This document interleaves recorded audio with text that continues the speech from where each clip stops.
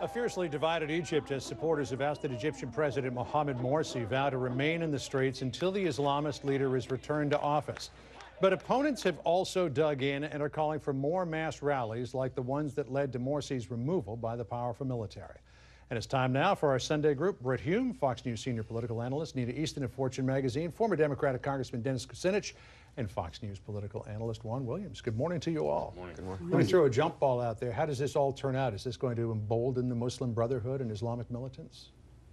Well, I don't think we have any way of knowing right now. This is completely up in the air, as a jump ball would suggest.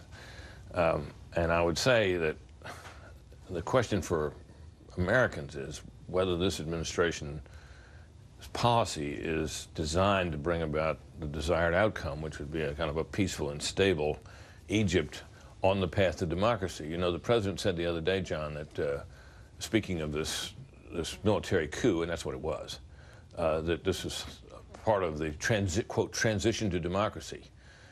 When the military throws an elected leader out of office and takes charge of the government and begins locking up the leaders of the previous government and its adherents, that's a very peculiar way to describe it, to call it part of a transition to democracy.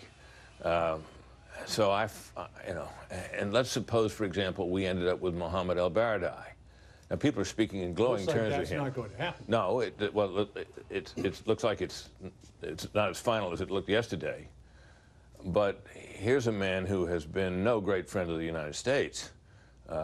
He's been, when he was head of the UN Weapons Agency, he gave us fits in the effort to deter Iran from its nuclear program, just to cite one example. He's a kind of international bureaucrat that some people love. But so there are a lot of bad outcomes here.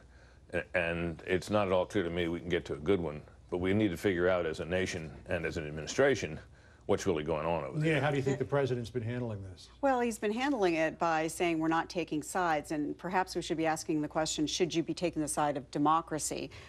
Yes, Morsi was inept. Yes, he was not an inclusive. He had a lot of authoritarian tendencies.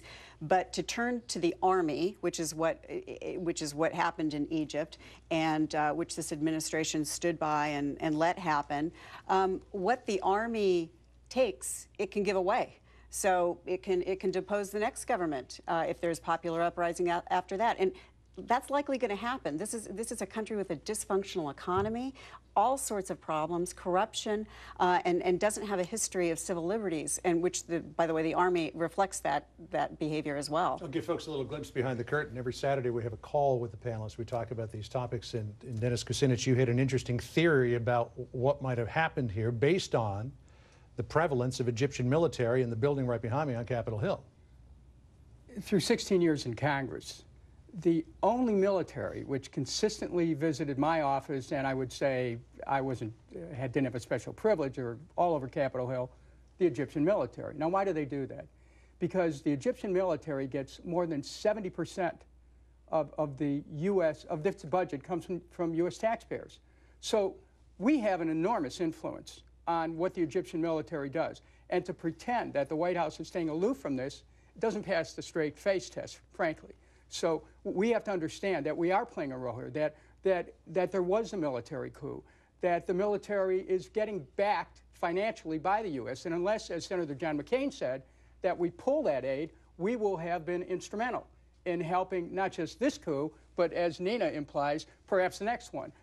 We cannot tell Islamists that we want them to pursue democratic traditions if, in fact, when a democratically elected government who happens to believe in Islam is suddenly dislodged in a coup by a military which is strongly backed by the United States. So, Juan, should we pull our aid from Egypt's military?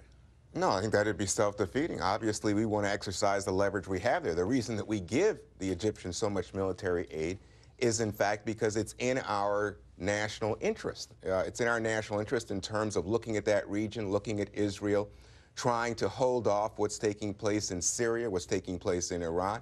Absolutely, it's the case that Egypt is an important ally to the United States. That's why we need it to be stable. But let's not, have any illusions here.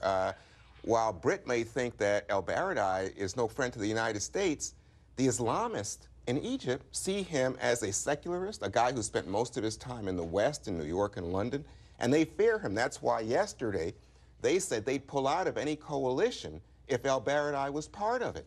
So from our perspective, the U.S.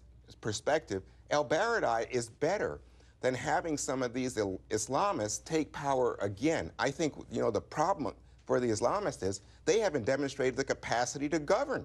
And I think that's what the Egyptian people say. But neither have any of these opposition parties either, because they're so horribly organized they couldn't get it together. Juan, in the only election. institution that has the ability to govern there is the army, which is hugely popular. And that's the institution that's been in power, and that's the institution that the public has turned to guide a democracy, which is probably not the direction you want to go if you really want a democracy. And if you're not going to use military aid as leverage to move a country towards a democracy, an inclusive democracy, what do you get? You're just not going to have any leverage? You're not going to use your leverage? That's what I'm saying. I think we have to use our leverage, and that's why I say I don't have the kind of inhibitions that I'm hearing from some of you about saying to the military, here is what's in the U.S. interest. We, as Congressman Kucinich said, we put money in there, and we put it in for a very real reason, which is that we want influence. It's time to exercise it. We've got a new team in place at the White House with Rice, Hagel, and Kerry, and they are trying right now. They tried to get Morsi to make a deal to be more compromising. He refused. Don't mistake it. He's not a good guy. Look, whether you make the decision to cut off aid now or to keep it going is really two sides of the same coin. It is a way of exercising the influence that the aid provides.